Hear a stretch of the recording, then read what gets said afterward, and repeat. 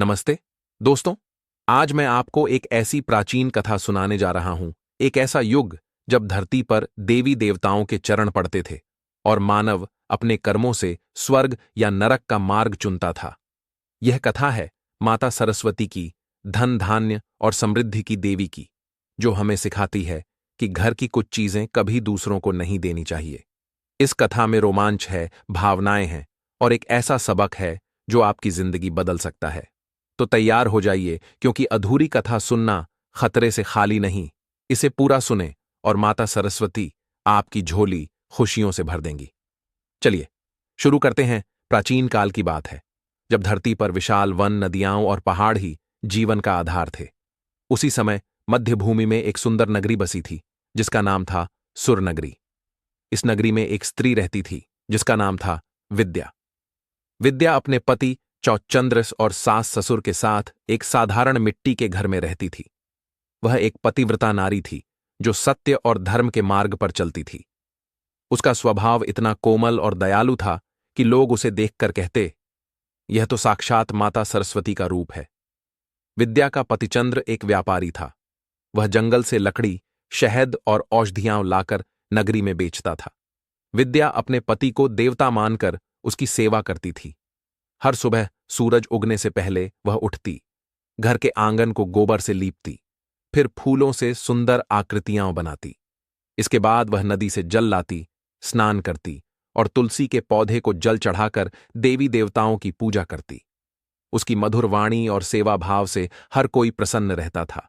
विद्या का दिल इतना बड़ा था कि वह किसी को खाली हाथ नहीं लौटाती थी। कोई भूखा आए तो उसे भरपेट भोजन देती, कोई याचक आए तो उसे फल, अनाज या वस्त्र दान कर देती। पड़ोसियों की मदद के लिए वह हमेशा तैयार रहती थी। लोग कहते, विद्या तो धरती पर माता अन्नपूर्णा का अवतार है। पर विद्या कभी घमंड नहीं करती थी। वह सबको सम्मान देती और मुस्कुराकर कहती, यह तो मेरा ही विद्या की दयालुता की वजह से उसका घर सुख शांति से भरा था। एक दिन की बात है, विद्या के घर एक पड़ोसन आई, जिसका नाम था कमला। विद्या ने उसका स्वागत किया और बोली, आओ बहन, आज तुम्हें मुझसे क्या चाहिए? बोलो, मैं तुम्हारी मदद करूंगी। कमला बोली, विद्या, मेरे घर में मेहमान आए हैं।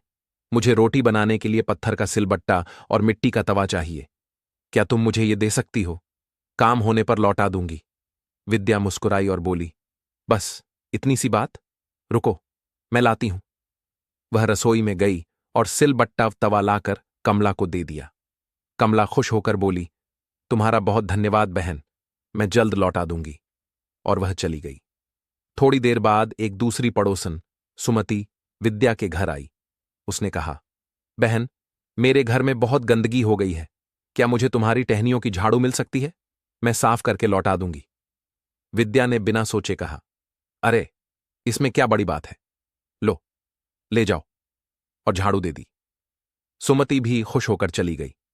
फिर तीसरी पड़ोसन राधा आई। उसने कहा, विद्या, मेरी बेटी को देखने लोग आ रहे हैं। मेरे पास गहने और वस्त्र नहीं है। क्या तुम मुझे अपने गहने और रेशमी वस्त्र एक दिन के लिए दे सकती हो? विद्या बोली, तुम्हारी बेटी मेरी बहन जैसी है। रुको, मैं लाती हूं। वह अपने संदूक से कांस्य के गहने और रंग बिरंगे वस्त्र लाई और राधा को दे दिए। राधा आभार मानकर चली गई। शाम ढलते ही चौथी पड़ोसन माला आई। उसने कहा, विद्या, मेरा बच्चा भूख से रो रहा है। क्या मुझे थोड़ा बकरी का दूध मिल सकता है? विद्या ने कहा, अरे बहन, चिंता मत करो। वह मिट्टी के घड़े से दूध निकालकर माला को दे दिया। माला भी प्रसन्न होकर चली गई। विद्या ने सबकी मदद की और खुशी खुशी अपने काम में लग गई। रात को चंद्र घर लौटा। विद्या ने उसकी सेवा की और दोनों सो गए। लेकिन अगली सुबह एक बुरी खबर आई। एक आदमी दौड़ता हुआ आया और बोला, चंद्र, रात को तुम्हारी भंडार कोठरी लूट ली गई। सारा अनाज और धन गायब है। चंद्र घबरा गया और कोठरी देखने गया। वहां कुछ भी नहीं बचा था।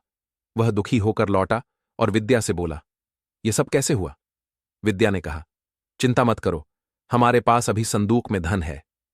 पर संदूक खोलते ही वे दोनों स्तब्ध रह गए। वह भी खाली था। चंद्र गुस्से से बोला, विद्या, यह सब तुम्हारी वजह से हुआ। तुम सबको घर की चीजें देती रहती हो, किसी ने हमारा सब लूट लिया। उसकी सास ने भी ताने मारे, तुम्हारी मूर्खता ने हमें बर्बाद कर दिया। विद्या रोते हुए बोली, मैंने तो गहने राधा को दिए थे, मैं ले आती हूं। पर राधा का घर खाली मिला, वह गहने लेकर भाग गई थी। विद्या लौटी और चंद्र को बताया। चंद्र आग बबूला हो गया और बोला, तुम्हारी मूर्खता ने सब नष्ट कर दिया, अब तुम इस घर में नहीं रह सकती, निकल जाओ। विद्या गिड़गिड़ाई, मेरे पास आपके सिवा कोई नहीं, मुझे मत निकालो।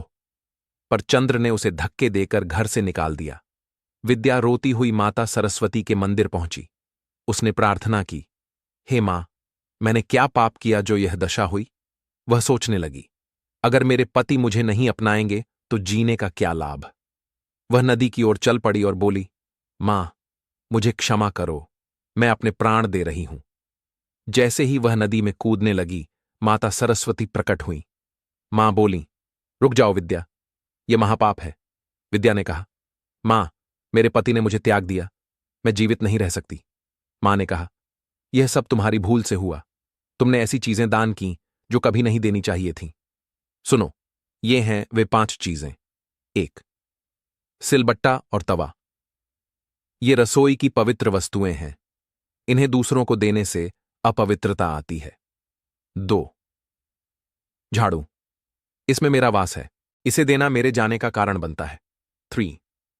गहने, ये स्त्री के श्रृंगार का हिस्सा है, इन्हें देना दुर्भाग्य लाता है। 4. दूध, शाम को सफेद वस्तु का दान अशुभ होता है। 5. घर का अनाज, इसे देना समृद्धि को नष्ट करता है।